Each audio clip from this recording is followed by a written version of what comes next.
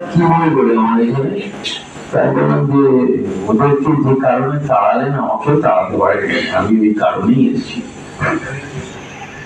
একটা ভাবছি কিছু করবো তো ভালো লেখা না হলে ভালো শুরু হয় না।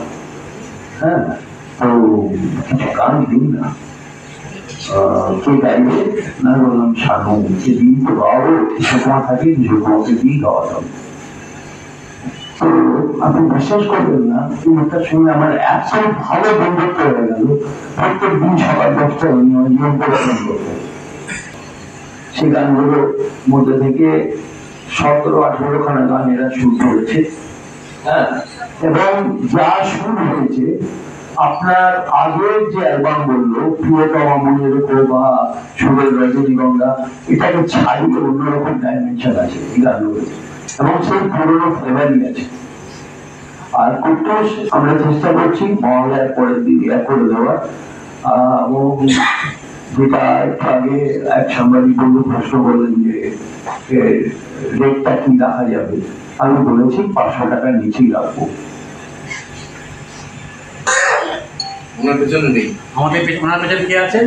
কুট্টুস বড় হবে, নিশ্চয়ই বড় হবে। কুট্টুস আরো লেখাপড়া শিখবে, কুট্টুস সব দিক দিয়ে নাচে গানে সব দিক দিয়ে জমে উঠবে, এমনটাই তো আমরা আশা করি। তো আমাদের সঙ্গে কারো যদি কিছু প্রশ্ন থাকে আপনারা বলতে পারেন। এখন ভিডিও ব্যাপারটাই ছিল না, ফলত ওটা সেলুলয়েডে তুলতে হতো। সেলুলয়েডে তোলার মতন লোকজন যারা যারা ছিলেন, যারা ওনাদের বন্ধু বান্ধব ছিলেন, অর্থাৎ এই 3 দেবতা, তার সঙ্গে সঙ্গে আরো যারা ছিলেন।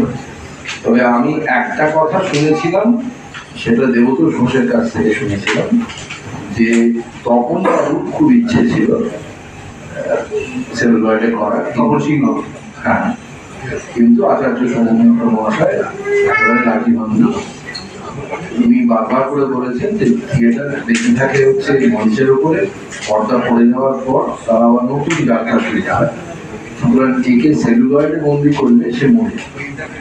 ডকুমেন্টেশন যে বাংলা থিয়েটার কিভাবে হয়েছে বা অন্যান্য থিয়েটার কিভাবে হয়েছে তার ডকুমেন্টেশন বানিয়েছিলেন। এছাড়া এক ভদ্রলোকের কাছে 7খানা নাটক আছে, যেগুলো সেই 7টা নাটক উনি দেবেন না কাউকে, উনি দেবেন না, এবং ওনার আমৃত্যু ওনার দেওয়ার কোনো ইচ্ছে নেই। এবং 7টা নাটকের মধ্যে একটা নাটক পুতুল খেলা, যেটা উনি সেলুলয়েড নাটক হচ্ছে অজিতেশ বাবুর নিজের পারফরমেন্স। না, তামাকু সেবনের উপকারিতা। আর 2খানা পারফরমেন্স, একটা হচ্ছে মনোজদার সাজানো বাগান, এবং টিনের তলোয়ার, যা সৌভাগ্যবশত সেই শোটা, মানে যে শোটাতে নান্দিকার উৎপল থেকে ফেলিসিটেট করেছিলেন, এবং যে শোটাতে সৌভাগ্যবশত আমার মা অভিনয় করেছিলেন, তো ময়না করেছিলেন আমার মা, সেইটা উনি সুব্রত মুখোপাধ্যায় দূরদর্শনের ক্যামেরা দিয়ে, 4টে ক্যামেরা দিয়ে উনি ওটা করেছেন। আর একটা নাটকও করেছেন, সেটা হচ্ছে কল্লোল। কল্লোল আছে, ব্যারিকেড আছে, টিনের তলোয়ার আছে, না এগুলো কেউ করেনি। আমরা যেটা বলার চেষ্টা করছি, বা উনি আমাকে যে প্রস্তাবটা দিচ্ছেন, সেটা হচ্ছে যে এখন তো অনুদানের কারণেই ডিজিটাইজ করতে বাধ্য হচ্ছে লোকজন, কেন্দ্রীয় সরকারের অনুদানের কারণে।